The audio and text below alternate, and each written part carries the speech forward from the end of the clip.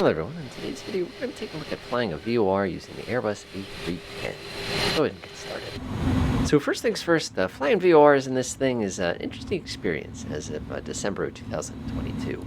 Namely, they've got an interesting little bug going on concerning the reciprocal course, and I'll share that with you when we get a little bit closer, and kind of how I've been able to sort of work around it. So first thing you're probably saying is, why on earth would we care about flying a VOR in a big complicated airplane like this? Well, the reality is sometimes you have to. There could be somebody who's asked you to fly a specific position, you don't want to set it up in the FMS. You could have a situation where you have a instrument degradation and you can't control it. You could run into a situation where you're flying a specific type of approach that involves a VOR that you have to dial in. So you're going to need to know all of these things in order to fly it. So first things first, before we get too carried away here, let me clean up the weather just a tiny bit here. This is kind of messy and difficult to see. So what do we need to do a VOR? Well, a couple different things. First things first, I'm going to come up here, I'm going to flip this VOR position. Now, if you want to be safe, you should also flip this one over here to VOR.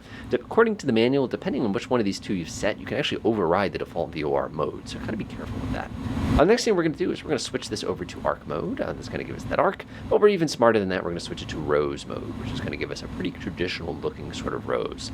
Now, one of the things you probably notice is if I stick my head down here, we've got new boxes open up here, which will allow us to dial in what VOR we want to fly. So what we're going to do is we're going to take 11560. Now, for your information, 11560 is a Providence VOR. It's a bit of a ride for us, but given that this is an Airbus and we're pretty lightly loaded, it shouldn't be too bad. Now, what you probably notice about this little thing here is there's this little push button on here. Now, before I start cranking on this, let me show you what the push button does. You see how it flipped the course over? It gives you instant reciprocal course, which is a handy little feature, depending if you need to like a back course or something like that. Just kind of like kind of a neat little feature, kind of neat feature. But anyway, the course we want to be following today is going to be 115. So I'm actually going to come in here. I'm just going to grab that real quick. I'm going to take just a moment to crank this up to 115. That looks pretty good to me. Now, we should not be able to pick up the VOR from here. Yeah, so we have no lever line here, so I'm not going to stress about that. But we do know after takeoff, we're going to be going for about 115. So let's go ahead and get a couple things programmed here while we're getting all set up here. Again, like I said, auto flight is absolutely wonderful if I take the time to set it up here, in which case, like I said, we're going to use it without that heading. We're going to be using heading mode for initial takeoff here, and then we're going to climb up to about 10,000, turn ourselves around. Initial Mach here, again, like I haven't done anything in the FMS. That's not my goal today. I just want to take a couple minutes to kind of show you how the VORs are going to work here. All right, that looks good. That looks good. We're actually going to preset that, so I'm actually going to push in so it goes to preset mode. Looks pretty good. That looks pretty good. I'm not going to do any fancy takeoff modes or anything like that. So let's go ahead and get this bucket rolling. It shouldn't be too much here. I'm just going to take the throttle. I'm going to push it to the top. You're going to get a big angry warning. Sometimes Flight Sim likes to set the parking brake. Sometimes Flight Sim doesn't like to set the parking brake. That was just an example of when it did. So we're going to start bouncing down this runway here again. Nothing too extreme here. Pretty standard takeoff. Like I said, I didn't set anything up. I didn't want to put anything into the computer just to kind of keep things simple for us. Rumbly, rumbly, rumbly, bounce, bounce, bounce, bounce, rumbly, rumbly. These are always fun in the real world. I remember when I was a kid, when you take off in an airline and go visit like grandma in Florida or something like that, we would always, try to eat like as many Skittles as you could before the year got up or something silly like that. Because, childhood. All right, let's zoom in a little bit and see what's going on here. So I'm a manual thrust. I'm actually going to stick the nose down. This is supposed to be an auto trimming aircraft, and I can tell I didn't set the center of gravity in the FMS here because it's kind of pitching up here, and that's not what I want. I should give it a tap of down trim, which feels so naughty in an Airbus. All right, we're going to hold 10 degrees real quick. I'm just going to get above the 2,000 feet that we need to get underneath real fast. Yeah, it looks pretty good there. I'm not going to do anything crazy. All right, so let's start and get some things preset here. First of all, I'm going to get distracted, so I'm actually going to turn on automatic thrust here. I'm actually going to go ahead and pick heading select, and it's just going to help me with the little FMS here, get a pretty good idea about what I need. And last but not least, I'm going to press level change 2, which is going to kind of do a couple different bells and whistles and allow that flight director to come peering up on the screen there, make my life a little bit simpler. Feels so naughty. All right, we're well over speed here. I've asked the preset here. It's just going to keep on chucking. Because we're on auto thrust, of course. The goal here was to not climb at that speed cheat. It's one of those things where it's like, you know what? If you can't do it, I'll do it myself. Did you hear my last transmission? This is a pretty steep angle for an Airbus, but not the purpose of this demonstration.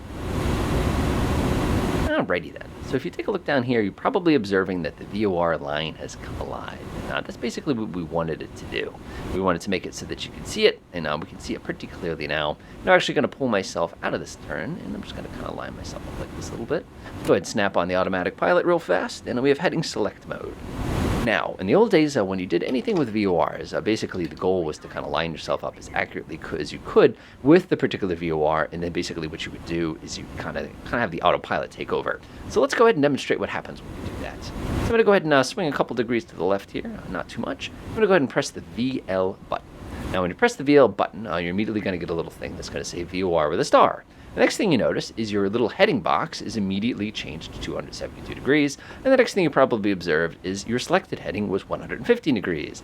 And pause the aircraft before it gets too far off. In this current build, the VOR is completely broken. Now, what it does is it actually will fly you the opposite direction of your particular flight. So now if I let this go, it would actually turn us all the way around to about this heading and fly us in here as this lovely needle progressively moved left. Now, I know what you're saying. You're saying, well, can you come down here and press the reciprocal course button and solve the problem? No, because you will always fly away. Everything is completely backwards, as if you have the back course switch selected. So what I'm going to do instead is I'm actually going to take us out of VL here real quickly, and I'm actually going to order up a heading for about 90 degrees. That looks pretty good. Oh, we should be on HCL. Nope, we're not on HCL. I'll go ahead and press that. Go ahead and unpause real quick. The whole aircraft is going to come pitch over on the left here. And we're going to start making our way back towards where we're supposed to be. Speed up time a little bit to make it a little easier for us. Now, here's the thing. Our autopilot will not fly that VOR. Now, I know some of you are probably saying, well, wait a minute. What if we wanted to do a situation where we wanted to, go ahead and press the nav button? Wouldn't that override it? No. The nav is going to be exclusive for the FMS in this particular case. Since we're not using the FMS for the purposes of our flight here, it's not going to work. Now, other people, of course, will say, well, you're lined up with the VOR. What happens if you press the VOR button now? It's just going to do that again. So like I said, you have to fly these VORs manually. Now, I know a few of you are saying, well, this is supposed to be a tutorial on how to use the VOR. It is. I'm just showing you exactly how I would do it, and I'd actually fly the heading hold. Now, there's another interesting thing in the real world that we don't quite get a feel for in the flight sim, which is actually kind of a bummer if you ask me. And that's the fact that in the real world, when you are flying VORs, this needle is very, very unstable. Even if you have this nice, high-performance aircraft with all sorts of bells and whistles and a sophisticated computer on board, it wouldn't matter. This needle would actually be shooting left or right constantly. If you actually take a look at my RMI here, which just did a little tumble right there, you can see just how chaotic this particular needle can be for this particular point. Now, you're probably saying, well, the RMI is happy now. It's pointing in the correct direction. What if you turn it on now? Well, let's show you. See? Told you. So unfortunately, at this time, like I said, the time of making here, and what would it do with my heading select? Let me go ahead and not do it manually there. You can see that it just does not work. So one of those things you got to remember is just because the autopilot allows you to do something doesn't necessarily mean that the autopilot is working. So like I said, relatively quick video. It's just a matter of flying the VOR via heading mode now. Like I said, you don't have to get too extreme in any of that. It's a relatively straightforward process. Yeah, I know I'm going over 250. Yeah, I know I'm breaking all the rules here. But the important thing is that you can see that that VOR needle does work, and it does actually be able to fly it. Now, I know what some of you are thinking as well. You're going, well, does this mean that the ILS is also busted? Well, the good news is the ILS is not busted. If the ILS were busted, this would be a much more interesting experience. Now, one of the things I'm going to do for science real quickly here, just for fun, I'm going to flip this to ILS mode. Okay, that's what I expected, because the ILS itself is a different kind of frequency. All right, let's flip that back around. Yeah, that would have been fun if that worked. As a matter of fact, you can see it completely spoiled everything there. We can go press the course button a few times here and reset that. And now, of course, we have to go reset all those options now that the entire thing is completely borked. Sigh. But other than that, enjoy.